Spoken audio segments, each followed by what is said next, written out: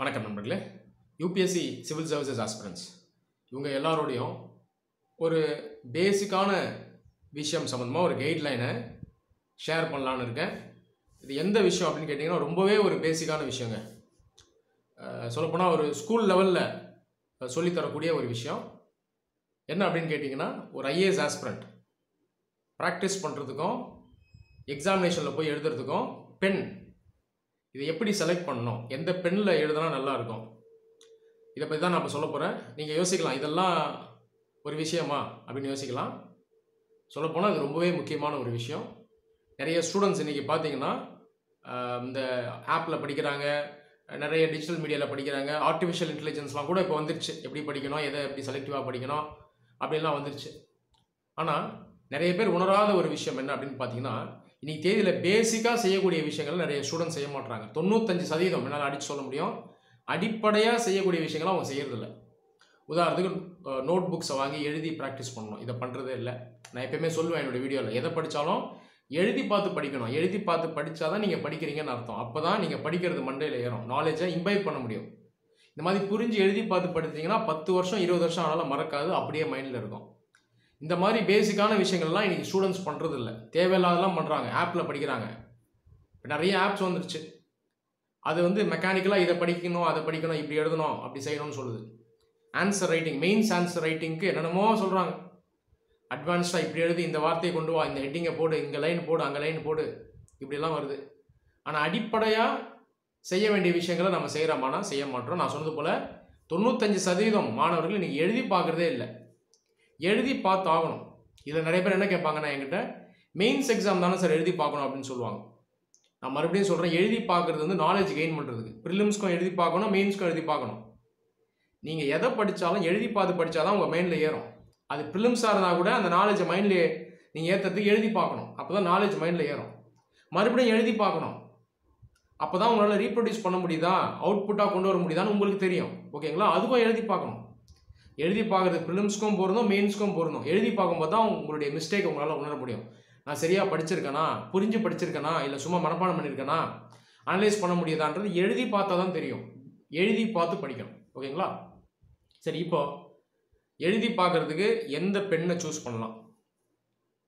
இப்போ எழுதி பார்க்குறது அப்படின்னு சொல்லும்பொழுது நான் மறுபடியும் சொல்கிறேன், நீங்கள் ப்ரிப்பேர் பண்ணுற முதல் நாள்லேருந்தே நீங்கள் எழுதி பார்த்து ப்ராக்டிஸ் பண்ணணும். அது இல்லாமல் மெயின்ஸ் எக்ஸாமினேஷனில் எழுத போகிறீங்க, சரியா? 2 இடத்துல எழுதுகிற மாதிரி இருக்கும். ஒன்று டெய்லிக்கும் நீங்கள் வீட்டில் எழுதுறது, யூபிஎஸ்சியோடைய மெயின்ஸ் எக்ஸாமினேஷன் எழுதுறது. ரெண்டும் சேர்த்து தான் இங்கே நான் எழுதுறது அப்படின்னு சொல்கிறது. மெயின்ஸ் எக்ஸாமினேஷனில் மட்டும் நீங்கள் போய் எழுத போகிறதில்ல, புரியுதா? ஐஏஎஸ் எக்ஸாமில் எழுதி பார்க்குறதுனாலே நீங்கள் படிக்கிற முதல் நாள் ஆரம்பித்தே நீங்கள் டெய்லிக்கும் எழுதி பார்க்கணும். இதே தான் மெயின்ஸ் எக்ஸாமில் எழுத போகிறீங்க. இந்த மாதிரி டெய்லிக்கும் எழுதி பார்த்தீங்கன்னா மெயின்ஸ் எக்ஸாம்ன்றது மெயின்ஸ் எக்ஸாம் அதே இருக்காது. ரொம்ப ஜாலியாக போய் என்ஜாய் பண்ணி எழுதிட்டு வந்துடலாம். ஏன்னா நீங்கள் எழுதுறத மாஸ்டர் பண்ணிவிடுவீங்க. ஓகேங்களா? சரி, இப்போ பென், எந்த மாதிரி பெண்ணை யூஸ் பண்ணுறது? ஜெனரலாக நிறைய ஸ்டூடெண்ட்ஸ் பார்த்தீங்கன்னா காஸ்ட்லியான பெண்ணெல்லாம் வாங்குவாங்க, ரொம்ப அட்வான்ஸ்டாக இருக்கும். எக்ஸாம் பொறுத்த வரைக்கும் நீங்கள் நல்லா புரிஞ்சுக்குங்க, நீங்கள் மைண்டில் இருக்க நாலேஜை ரீப்ரொடியூஸ் பண்ண போகிறீங்க, பேப்பரில் ரீப்ரொடியூஸ் பண்ண போகிறீங்க, அவ்வளோதான். நீங்கள் 10,000 ரூபாய்க்கு வாங்கிட்டு போய் அந்த பெண்ணில் எழுதினாலும், இல்லை 5 ரூபா பெண்ணை நீங்கள் கொண்டு போய் எழுதினாலும் அதில் வித்தியாசம் எதுவுமே இல்லை. ஆனால் நீங்கள் ஒரு சில பேசிக்கான விஷயத்தை ஞாபகம் வைக்கணும். இதுவுமே பார்த்தீங்கன்னா எக்ஸாமுக்கு ரொம்ப க்ரூஷியலாக இருக்கும். பெண்ணை சரியாக செலக்ட் பண்ணாதவங்க நான் நிறைய பேர் பார்த்துருக்கேன். அவங்க என்ன பண்ணிடுவாங்கன்னா, அந்த ப்ரெசன்டேஷன் நல்லா இருக்காது, ஹேண்ட் ரைட்டிங் நல்லா இல்லாமல் போயிடும். எக்ஸாம் முடியும் போது லாஸ்ட் ஒரு ½ ஹவரில் ஸ்பீட் அதிகப்படுத்துகிற மாதிரி இருக்கும். அப்போ என்ன பண்ணுவாங்கன்னா, ஸ்கிரிபிள் பண்ணிவிடுவாங்க. ஒரு சில பேர் பெண்ணை தப்பாக சூஸ் பண்ணுறதுனாலேயே கம்ப்ளீட் பண்ண முடியாமல் கூட போயிடும். இதனால என்ன ஆகிடும்னு பார்த்தீங்கன்னா, நிறைய மார்க்ஸ் அவங்க இழக்கிற மாதிரி இருக்கும். அல்டிமேட்டாக அவங்களுடைய ரேங்கே இதனால் டிசைட் ஆகும். அதனால் அந்த பெண்ணை சூஸ் பண்ணுறதுல ரொம்ப கேர்ஃபுல்லாக இருக்கும். சரி, முதல் விஷயம் நம்ம எப்படி சூஸ் பண்ணணும் அப்படின்னு பார்த்தீங்கன்னா, அந்த பெண்ணுடைய டிப் சைஸ் இருக்கு இல்லையா? டிப்புங்கிறது இந்த பெண்ணுடைய இந்த டயாமீட்டர், அந்த பால் டிப்பினுடைய டயாமீட்டர் இப்படி இருக்கும். நீங்கள் எழுதும்பொழுது அந்த எழுத்தினுடைய டயாமீட்டர் என்னவோ அது இதை வச்சு தான் டிசைட் ஆகும். இதுதான் டிப்பு சைஸ்ன்னு சொல்கிறது. இந்த டிப் சைஸ் இது நீங்கள் ஜென்ரலாக பார்த்தீங்கன்னா ஒரு 0.5 மில்லிமீட்டர்லேருந்து 0.7 மில்லிமீட்டர் வரைக்கும் நீங்கள் செலக்ட் பண்ணணும். நீங்கள் ஸ்டேஷனரி ஷாப் போய் கேட்டாலே அவங்களே சொல்லுவாங்க, 0.6 கொடுங்க, 0.7 கொடுங்கன்னா அவங்களே எடுத்து தருவாங்க. ஜென்ரலாக 0.6 0.7 இது ரெண்டு எடுக்கிறது பெட்டராக இருக்கும். காரணம் என்ன, இது கொஞ்சம் ஸ்மூத்தாக இருக்கும்.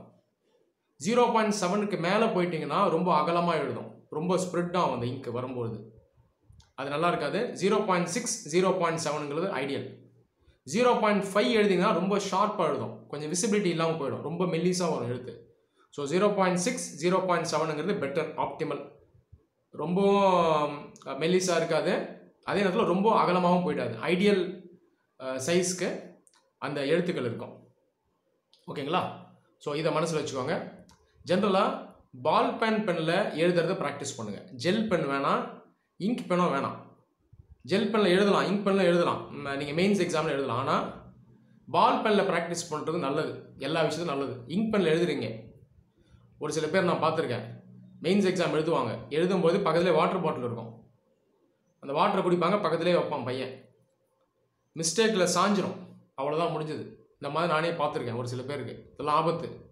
ரெண்டாவது இங்க் பெனில் பார்த்தீங்கன்னா ஸ்பீடு வராது, இந்த பிரச்சனையெல்லாம் இருக்குது. ஒரு சில நேரத்தில் ஒரு சில பென்ஸ் என்ன ஆகிடும்னா அந்த இங்க் வந்து ரொம்ப ட்ரென்ச் ஆகிடும் அதில். ஓகேங்களா? ஆன்சர் ஷீட்டில் ட்ரென்ச் ஆகிடும், நல்லா இருக்காது. நான் ஜென்ரலாக இங்க் பெண்ணை நான் வந்து சஜஸ்ட் பண்ண மாட்டேன். ஜெல் பெண்ணும் வேணாம். ஜெல் பெண்ணுக்கும் இந்த அதாவது இங்க் பெண்ணு சொல்கிறது வந்து ஃபவுண்டைன் பெண்ணை சொல்கிறேன். அதாவது ஃபவுண்டைன் பெண்ணுக்கும் ஜெல் பெண்ணுக்கும் பெருசாக வித்தியாசம் இல்லை. ஜெல் பென் பொறுத்த வரைக்கும் ஒரு சில பேருக்கு தான் செட் ஆகும், ஒரு சில பேருக்கு வந்து அதில் ஹேண்ட் ரைட்டிங் வராது, ஹை ஸ்பீட்ஸில் எழுதும்போது மிஸ் ஆகிடும். ஸோ பால் பென் வந்து பெட்டருங்க, ஸ்டாண்டர்ட் இது, சரியா? ஸோ பால் பெண்ணை தான் நான் எப்பயுமே சஜஸ்ட் பண்ணுவேன். 0.6 0.7 பெட்டர். ஓகேங்களா? ஒரு சில பேர் ஹேண்ட் ரைட்டிங் வந்து வேர்ட்ஸ் வந்து ரொம்ப ஸ்மாலாக இருக்கும், இந்த மாதிரி எழுதுகிறவங்க பார்த்தீங்கன்னா நீங்கள் 0.6 நீங்கள் எடுக்கலாம். ஓகேங்களா? மீடியமாக எழுதுகிறவங்க 0.6 0.7 ரெண்டுமே உங்களுக்கு ஃபிட் ஆகும். 0.5 எடுக்க வேண்டாம்னு நான் சொல்லுவேன், ஏன்னா விசிபிலிட்டி அந்தளவுக்கு இருக்காது, ஹேண்ட் ரைட்டிங் வந்து பாதிக்கும். மெல்லிஸாக எழுதும்போது என்ன ஆகிடும்னா பேலன்ஸ் இருக்காது. ஓகேங்களா? இதில் நீங்கள் வந்து கவனமாக இருக்கணும். ஒரு வேளை வேகமாக எழுதும்போது லாஸ்ட் ½ hour ஸ்பீடு அதிகப்படுத்தும் போது அதில் பேலன்ஸ் இல்லாமல் போயிடும். ஓகேங்களா? இந்த பேலன்ஸுக்கு ரொம்ப முக்கியம். ஹை ஸ்பீடில் எழுதும்போது டிப்பு ரொம்ப மெல்லிஸாக இருக்குன்னா பேலன்ஸ் கிடைக்காது, அதனாலே ஹேண்ட் ரைட்டிங் மோசமாக போயிடும். அதனால் இந்த டிப்பில் ரொம்ப நீங்கள் கவனம் செலுத்தணும். 0.6 0.7. ஓகேங்களா? இன்னொன்று விஷயம், இந்த பால் பென்னுடைய இந்த பாடி சைஸ், இந்த மாதிரி ரொம்ப லைட் வெயிட் பெண்ணை வாங்காதீங்க, லைட் வெயிட்டாக வாங்க வேண்டாம். ஓகேங்களா?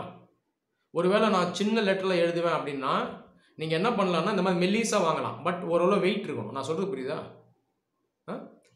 வெயிட் இருக்கணும், ஆனால் ரொம்ப லைட்டாக இருக்கக்கூடாது, மெல்லிஸாக இருக்கலாம். ஏன்னா நீங்கள் வந்து சின்ன லெட்டரில் எழுதுறீங்க, ஸோ இந்த டயாமீட்டர் இந்த ஓவரால் பாடியோட டயாமீட்டர் வந்து மெல்லிஸாக இருக்கலாம், பட் டீசெண்டாக வெயிட் இருக்கணும், அதில் வந்து கவனமாக இருக்கணும். ஓகேவா? மற்றபடி நீங்கள் நார்மல் லெட்டர் சைஸில் எழுதுறீங்க அப்படின்னா இந்த மாதிரி ரொம்ப மெல்லிஸான பாடி இருக்க பெண்ணை வாங்காதீங்க. ஓகேங்களா? நம்ம பாடியை பற்றி பேசுகிறேன். ஓகேங்களா?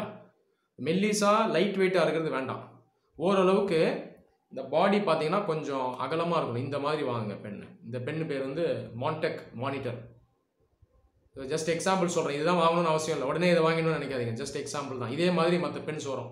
இதோட டிப் சைஸ் வந்து 0.7 இது. ஓகேங்களா? 0.7. இந்த செலோவில் பட்டர் ஃப்ளோன்னு ஒன்று வரும், அதுவும் ஆல்மோஸ்ட் சேம் தான், 0.7 டிப்பு. இந்த பாடியும் கொஞ்சம் அகலமாக இருக்கும், இதனால் நல்ல பேலன்ஸ் கிடைக்கும் எழுதும்போது. நீங்கள் ஒருவேளை வேகமாக எழுதுகிற நிலை வந்தாலும், லாஸ்ட் ஒரு ½ hour 1 hour இருக்குது, வேகமாக எழுதினாலும் நீங்கள் நினச்சாலும் ஹேண்ட் ரைட்டிங் மோசமாக போகாது. ஓகேங்களா? நீங்கள் இந்த கேப் எடுத்து மேலே மாட்டி எழுதணும், மேலே மாட்டிகிட்டே எழுதணும். சில பேர் கேப்பை எடுத்துகிட்டு எழுதுவாங்க, அப்படிலாம் செய்யக்கூடாது. கேப்பை மாட்டிட்டு எழுதணும், நல்ல பேலன்ஸ் கிடைக்கும், சென்டர் ஆஃப் கிராவிட்டி வந்து ப்ராப்பராக இருக்கும். கிறுக்கணும்னு நினச்சாலும் நீங்கள் உங்களால் செய்ய முடியாது, ஸ்கிரிபிள் ஆகாது, ப்ராப்பராக தான் வரும். ஸோ இந்த மாதிரி பென்ஸை வாங்குறது எப்பயுமே பெட்டர். இது ஜஸ்ட் ஒரு எக்ஸாம்பிள் நான் சொல்கிறேன். மான்டெக் மானிட்டர் நீங்கள் வேணால் ஒரு பெண்ணை வாங்கி பாருங்கள், இது எக்ஸாம்பிள் தான். இந்த மாதிரி நிறைய பிராண்ட்ஸ் வருது. 0.7 டிப்பு, பாடி வந்து கொஞ்சம் வைட் பாடி, வெயிட்டும் டீசெண்டாக இருக்கும். ஓகேங்களா? அந்த கேப்பில் பார்த்தீங்கன்னா அந்த மெட்டல் இது இருக்கும், ரைட்டா? ஸோ இது வந்து கொஞ்சம் நல்ல டீசெண்டாக வெயிட் காட்டும், இது வந்து பேலன்ஸ் பண்ணும் எழுதும்போது. ஸோ பென்லேயுமே இவ்வளோ சயின்ஸ் இருக்குங்க, சரியா? பெண்ணை வாங்கும்போது ஒரே பெண்ணை வாங்கி அப்படியே மெயின்டைன் பண்ணுங்கள், மாற்றாதீங்க. ஓகேவா? மாற்றிடாதீங்க. நிறைய பேர் எமோஷனலாக என்ன பண்ணுவாங்க, மெயின்ஸ் எக்ஸாம் போவாங்க, அப்பா வந்து ஒரு நியூ பெண்ணை ப்ரெசென்ட் பண்ணுவார், உடனே நான் அதை வச்சு எழுதுன்னு நினைப்பாங்க. ஓகே, எமோஷன் தனி, இது தனி, சென்டிமெண்ட்லாம் ஓரம் எடுத்து வச்சிடணும், ஒரே பெண்ணை தான் யூஸ் பண்ணணும். எக்ஸாம் படிக்க ஆரம்பிக்கும்போது என்ன பெண்ணை யூஸ் பண்ணுறீங்களோ அதே பெண்ணை கடைசி வரைக்கும் மெயின்ஸ் எக்ஸாமினேஷன் வரைக்கும் யூஸ் பண்ணணும். புரியுதுங்களா? ரைட்டிங் ப்ராக்டிஸ்ன்றது மறுபடியும் நான் சொல்கிறேன், மெயின்ஸ்க்கு மட்டும் இல்லை, படிக்க ஆரம்பிக்கும் பொழுதே ரைட்டிங் ப்ராக்டிஸை நீங்கள் ஆரம்பிச்சிடணும். ஓகேங்களா? ஸோ இந்த விஷயம் உங்களுக்கு ஹெல்ப்ஃபுல்லாக இருந்திருக்கும்னு நம்புகிறேன். அடுத்த வாட்டி நீங்கள் பெண்ணை வாங்கும்போது சரியான பெண்ணை சூஸ் பண்ணி வாங்க. நன்றி.